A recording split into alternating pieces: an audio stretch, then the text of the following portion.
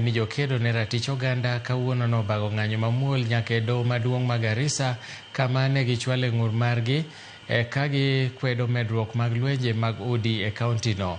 E barupgi gidwaro ni mondo doho mondo ochwog aput moro mabiro rango weche mag lwenje mag udi kendo nono matut kaka ratiro mag chuo kod jok ma mine irocho e keny.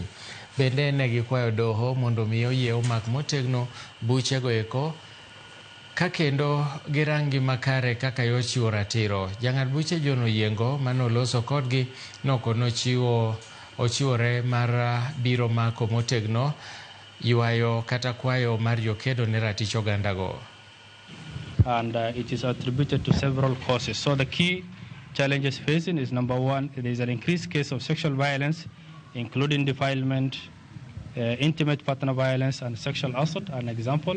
But there are so many other forms of violence happening in our county.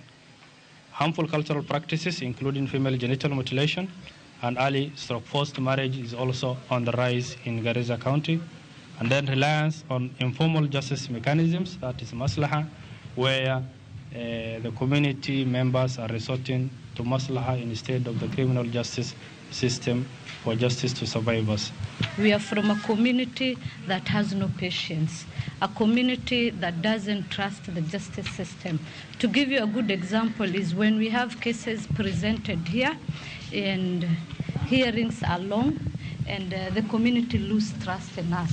And then secondly, we request an independent court through your guidance and support to have an independent court that is meant for child protection and GBV cases purely, where we don't have other cases to be had. So